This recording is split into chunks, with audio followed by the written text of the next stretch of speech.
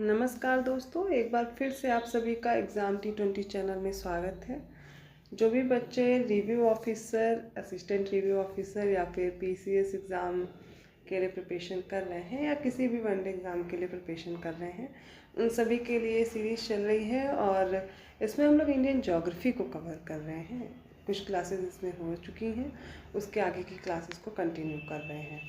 इस वीडियो से आपको काफ़ी ज़्यादा हेल्प मिलने वाली है क्योंकि आप थ्योरी यहाँ से कंप्लीट कर रहे हैं NCERT से, और उसके बाद हम लोग क्वेश्चन सॉल्व करने वाले हैं। तो चलिए स्टार्ट करते हैं। हम सेकंड चैप्टर पढ़ रहे थे, भारत का भौतिक स्वरूप। इसके पिछले 2 वीडियो आ चुके हैं, ऑलरेडी आप लोग पढ़ चुके हैं और आगे का डिवीज़न हम लोग पढ़ने वाले हैं।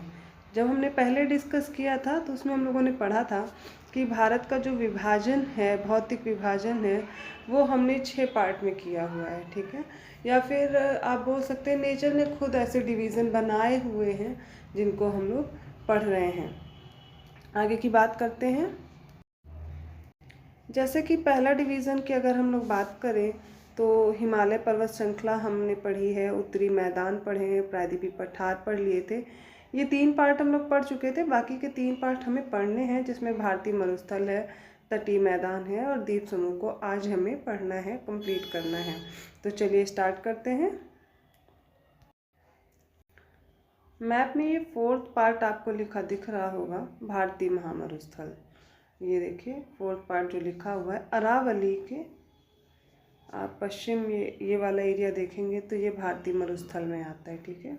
ये डिज़र्ट वाला एरिया, यहाँ पर 150 मिलीमीटर से भी कम बारिश हो पाती है। जब हम लोग भारतीय मानसून पढ़ेंगे तो हम देखेंगे कि यहाँ पर कैसे बारिश पहुँचती है और कितनी कम बारिश हो पाती है यहाँ पर। ओके, तो यहाँ का जो रीज़न है वो काफ़ी, यहाँ पे जो मिट्टी है वो बलुई टाइप की है, और जो यहाँ पे रिवर्स हैं, जो नदियाँ हैं, इनमें जो पानी रहता है वो वर्षा का पानी रहता है। तो हमेशा आपको यहाँ पे नदियाँ नहीं दिखेंगी, विलुप्त हो जाती हैं।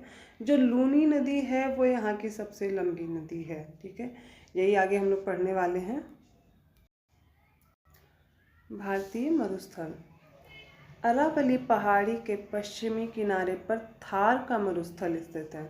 आप याद रखिएगा, अरावली के पश्चिम में कौन सा है मरुस्थल? थार का मरुस्थल है। यह बालू के टिब्बों से ढका एक तरंगित मैदान है। इस क्षेत्र में प्रति वर्ष 150 मिलीमीटर से भी कम बारिश होती है। याद रखिएगा ये वाला पॉइंट, यहाँ पर कितनी बारिश होती है। इस शुष्क जलवायु वाले क्षेत्र में वनस्पति बहुत ही कम है। वर्षा ऋतु में ही कुछ सरिताएं यहाँ पर देखने को मिलती हैं, मतलब नदियाँ, और उसके बाद वे बालू में ही विलीन हो जाती हैं। पर्याप्त जल नहीं मिलने से वे समुद्र तक नहीं पहुँच पाती हैं। केवल लूनी नदी जो ही है वो इस क्षेत्र की सबसे बड़ी नदी है। बरकान अर्धचंद्राकार जो बालू का टीला, उसका विस्तार बहुत अधिक क्षेत्र पर होता है, लेकिन लंबवत टीले जो भारत पाकिस्तान के सीमा के समीप प्रमुखता से पाए जाते हैं। यदि आप जैसलमेर जाएं तो बरकान के समूह को हम लोग देख सकते हैं। भारतीय मरुस्थल पढ़ने के बाद अब हम लोग पढ़ने वाले हैं 5th पार्ट, जो है भौगोलिक डिवीज़न 5th पार्ट किया गया है। वो भारत के जो तटीय क्षेत्र हैं, ये 5th नंबर आपको देखने को मिल रहा होगा यहाँ पे। ये क्या है? इन तटीय क्षेत्रों की बात की जा रही है। पश्चिमी तटीय मैदान देखिए, जो ये अरब सागर दिख रहा है आप लोग को, इसके पास जो लगा हुआ ये क्षेत्र है, इसको बोलते हैं पश्चिमी घाट।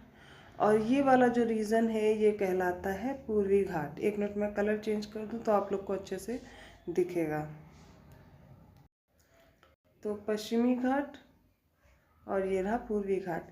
हमने जब ये प्रायद्वीपीय पठार पढ़ा था तो देखा था यहाँ पर जो ये पश्चिमी घाट है, ठीक है, इस पश्चिमी घाट के यहाँ पर जो तट वाला रीजन है, यहाँ पर हमें देखने को मिलेगा कि यहाँ पर पश्चिमी तटीय मैदान मिलता है।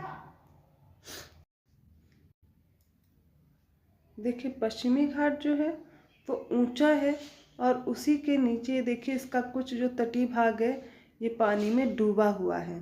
इसी से सटा हुआ जो ये भाग है, ये पश्चिमी घाट के पास पश्चिमी तटीय मैदान का निर्माण होता है। इसी तरह यहाँ वाला ये रीजन देखिए, ये क्या है? ये पूर्वी तटीय मैदान का निर्माण होता है, ठीक है।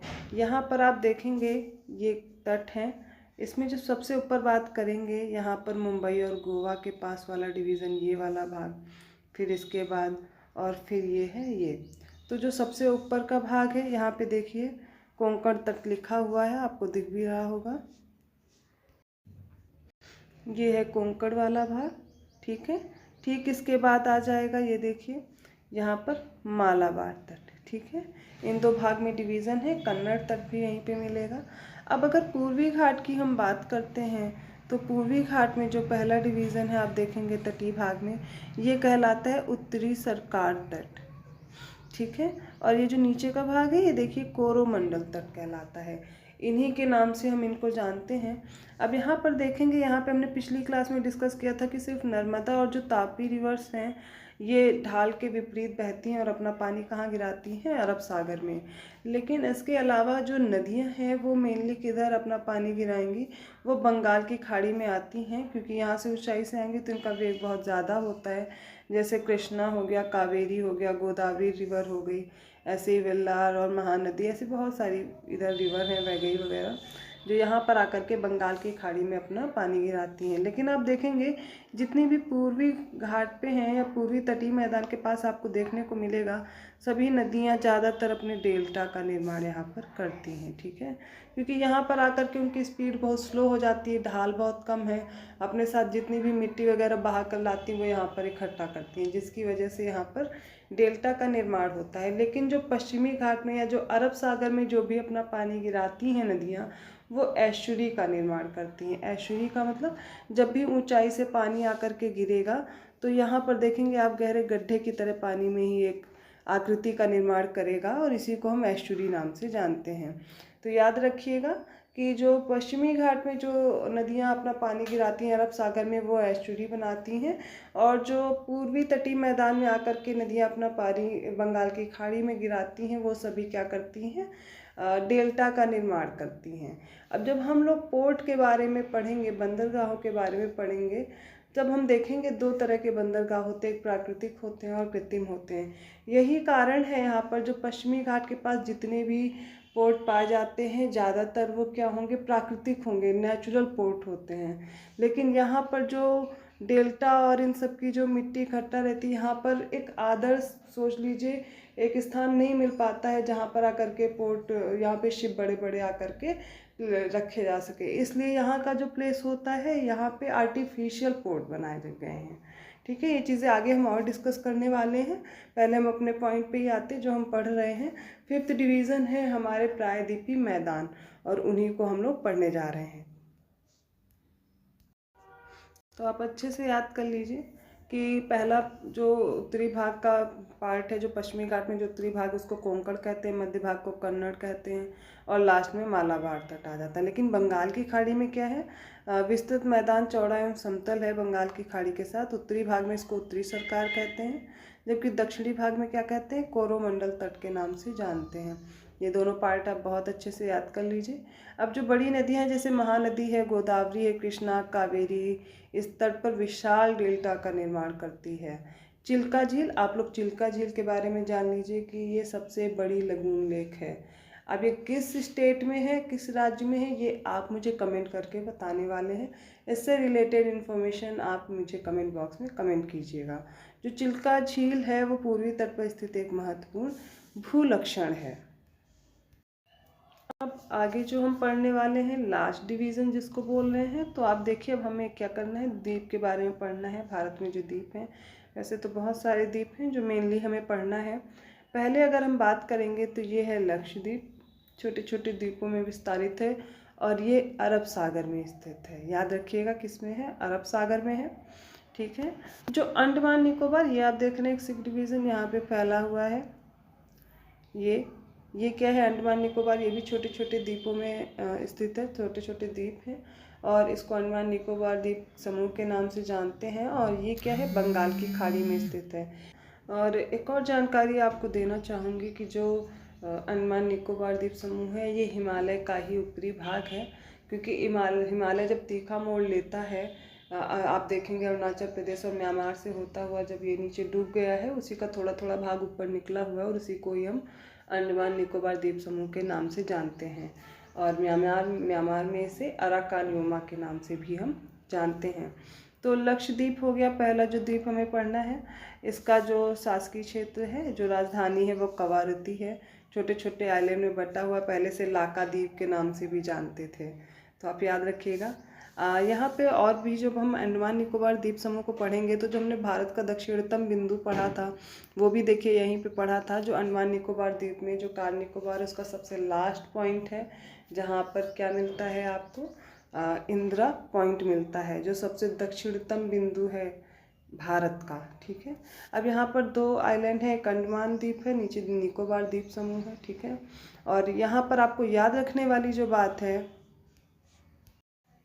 वो ये है कि 10 डिग्री चैनल क्या करता है, अंडमान और निकोबार द्वीप समूह को अलग करता है। यहाँ पे कौन सा द्वीप समूह, कौन सा है चैनल, 10 डिग्री चैनल है। ओके, वो याद रखिएगा। तो इसी के बारे में हम पढ़ने जा रहे हैं, चलिए स्टार्ट करते हैं।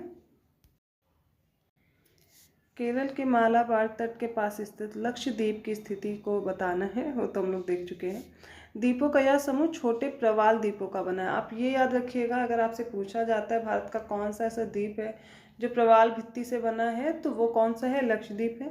इसको पहले लाका द्वीप, मिनिकॉय और अमीनी द्वीप के नाम से भी जानते थे। 1973 में इसका नाम क्या रखा गया था, लक्षद्वीप रखा गया।